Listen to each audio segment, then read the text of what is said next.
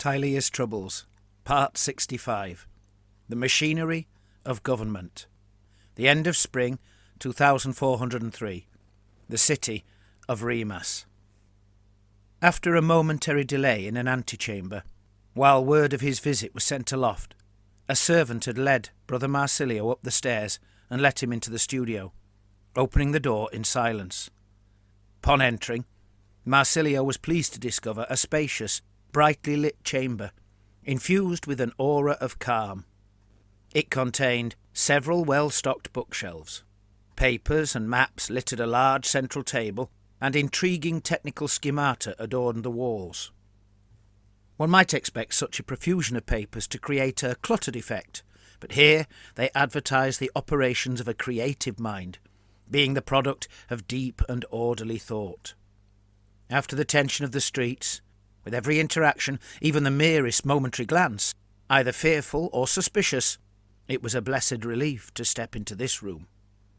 The maestro, hunched over the table whilst perusing a thick tome and several schemata, was so deep in contemplation that for a while he did not look up.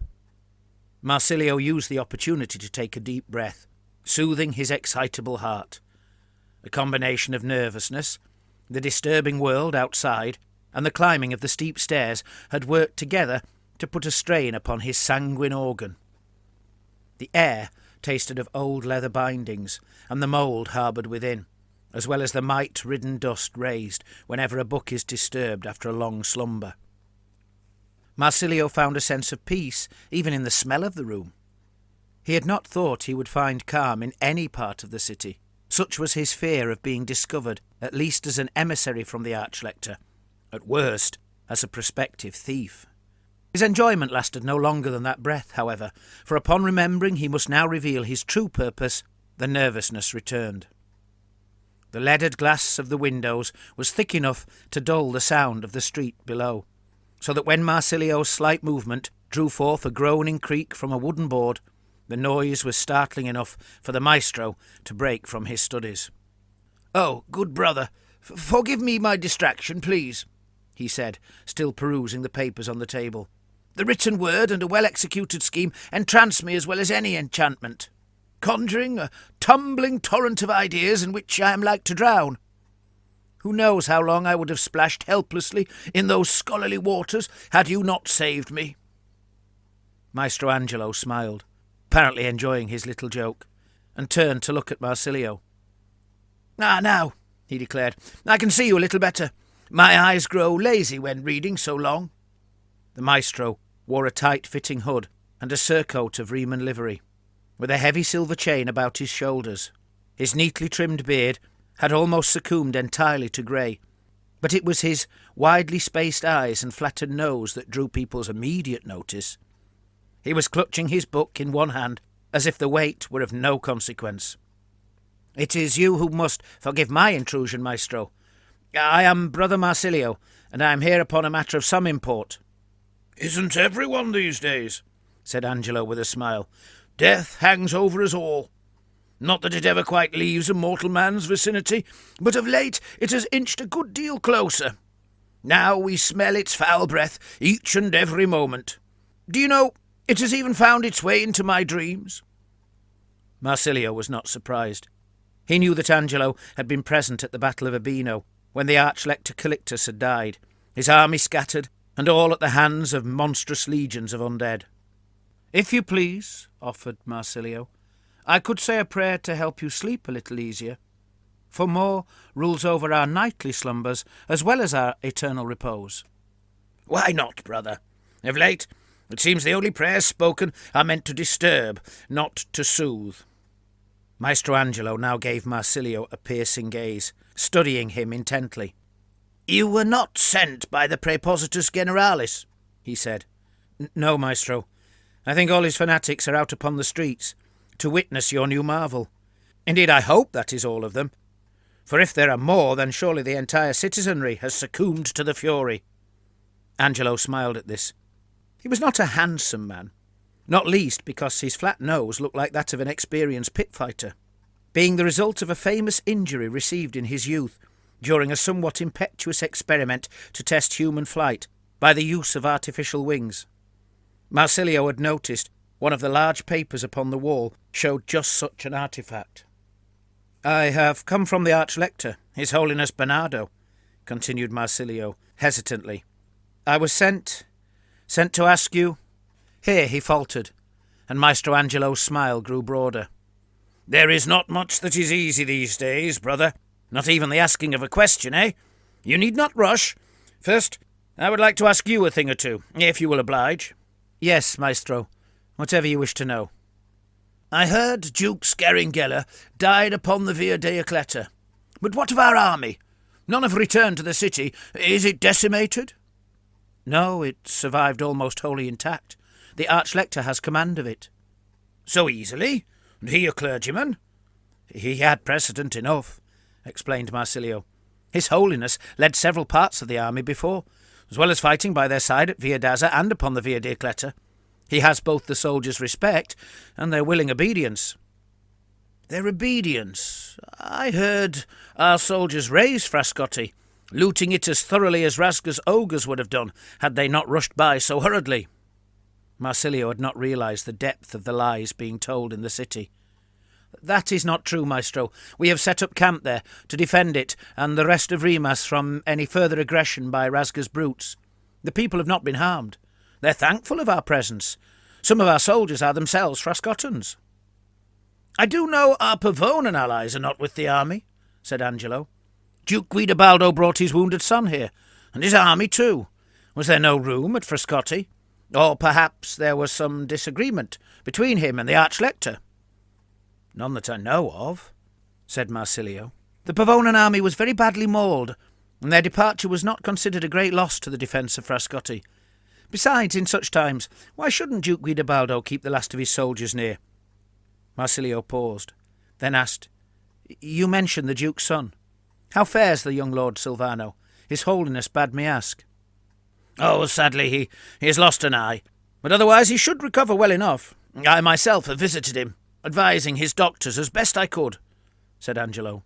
"I am tasked with the fashioning of a glass eye so that he might appear as whole as before." It cheered Marcelio to know that he could return with at least one happy thing to tell the Archlector.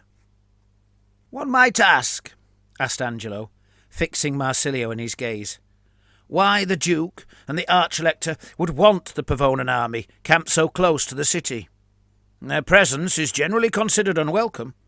What few Pavonan soldiers have snuck into the city, breaking their agreement, have been dealt with roughly, in accordance with Caradalio's orders.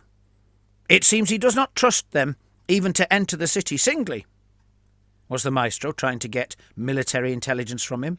Thought Marcelio. If so, then perhaps his allegiance might indeed lie with the fanatics. "I will not lie and claim to know that which I do not," he said. "But I don't believe the Pavonan's proximity is a tactical ruse.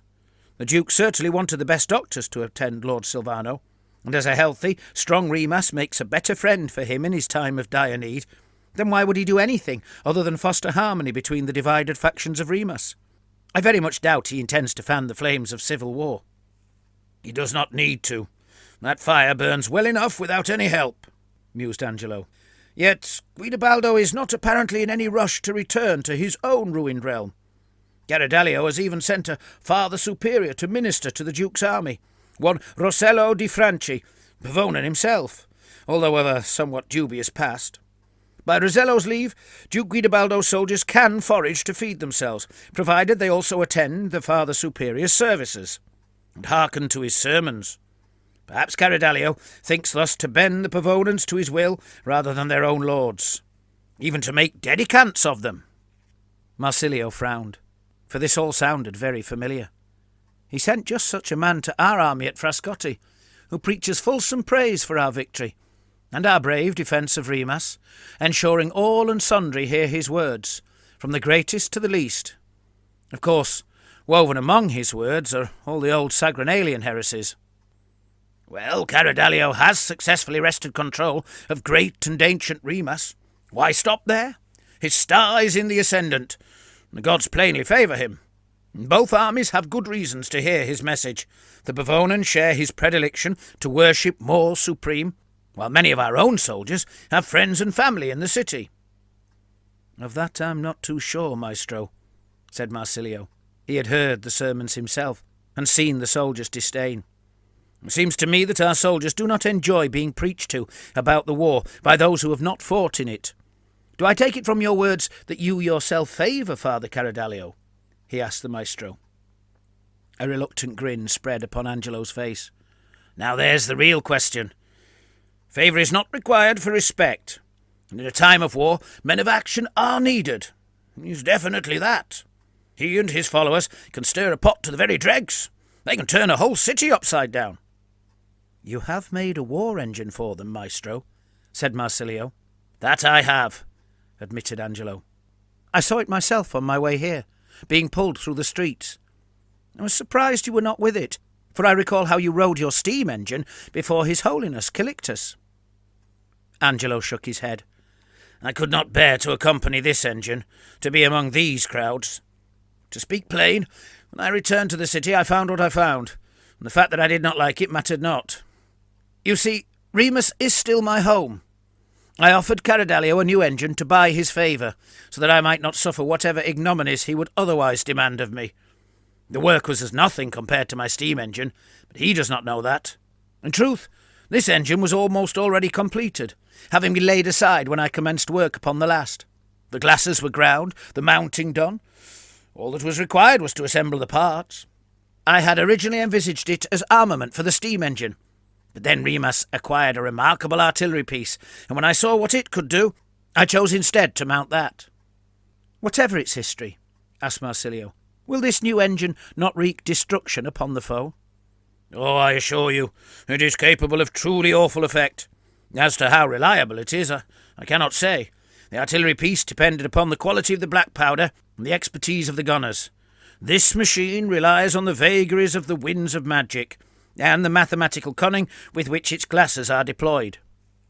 "It looks impressive, maestro." The maestro narrowed his eyes, then asked, "Did you see who rode upon it?" "Two men, both in clerical robes.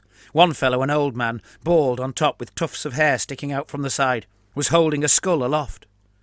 "Oh, yes. He came with them for the machine.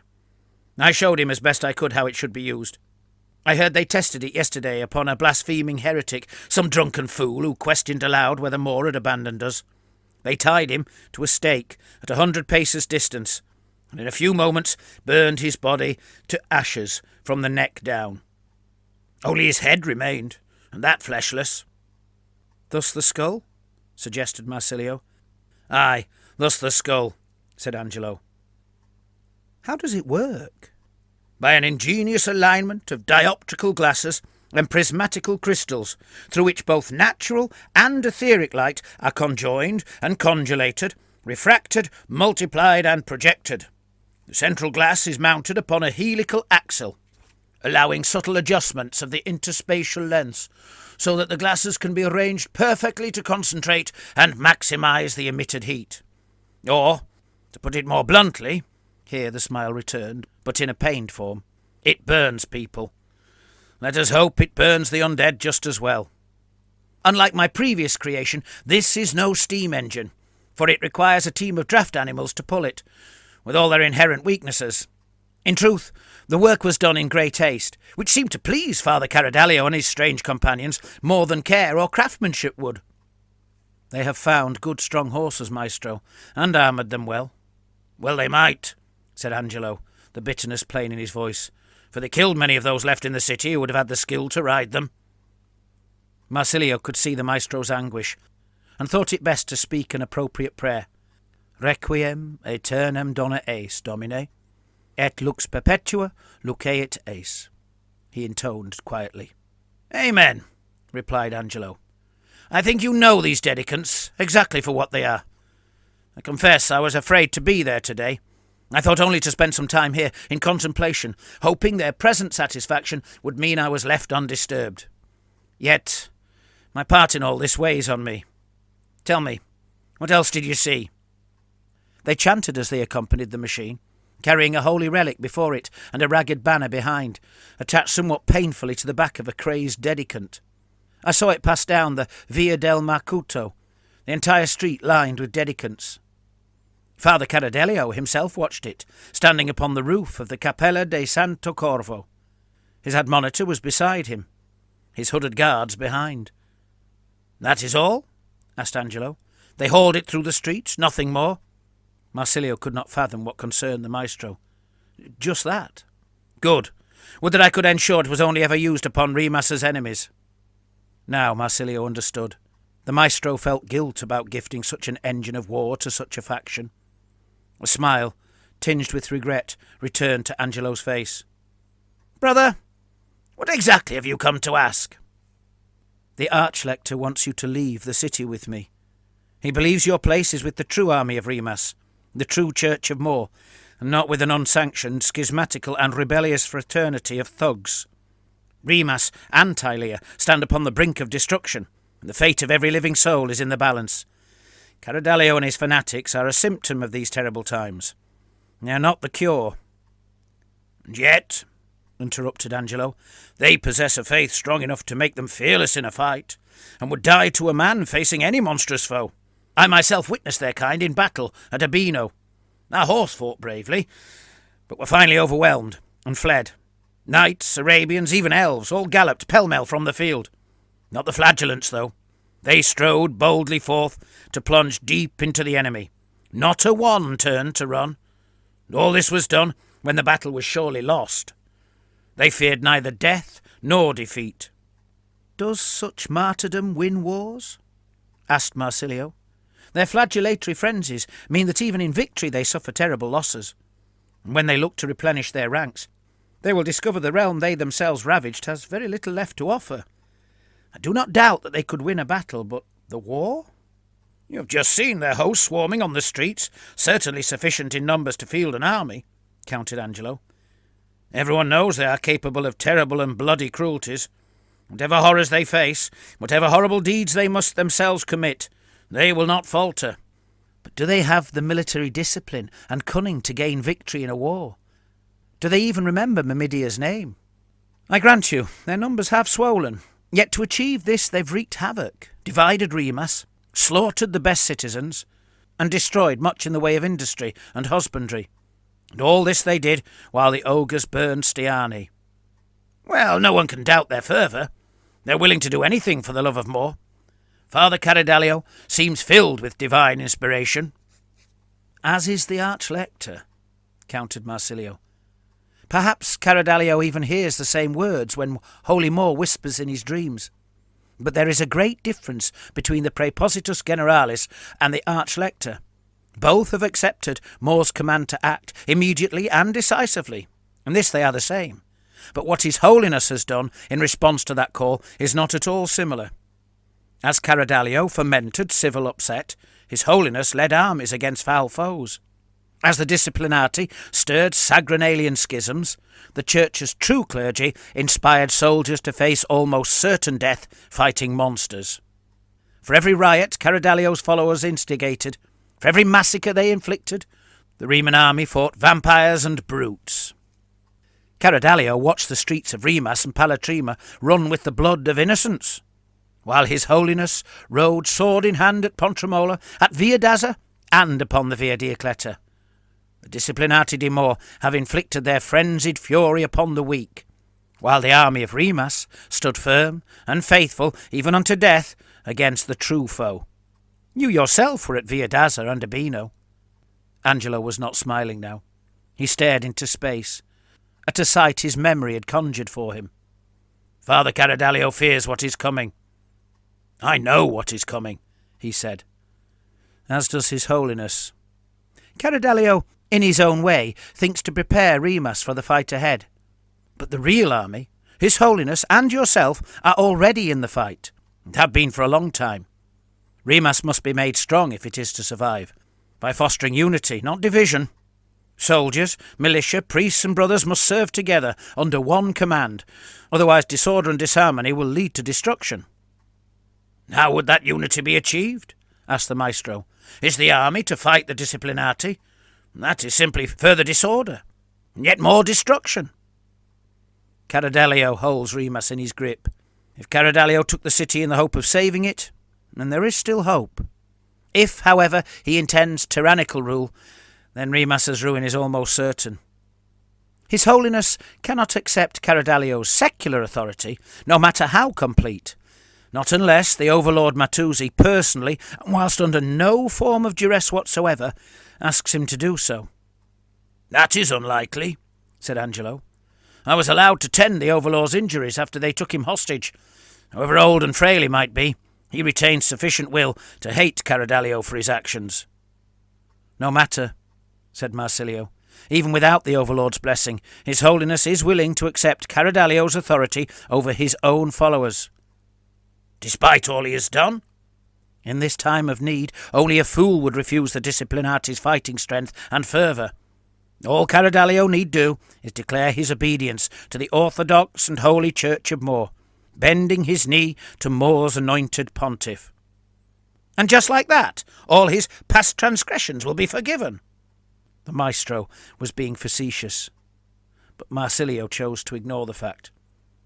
If Caradalio does so, he and his dedicants will be proclaimed true servants of Morr and accepted into the fold of the Church, so that they might then pursue exactly that which they have always declared to be their sole and true purpose, to defeat the evil foe.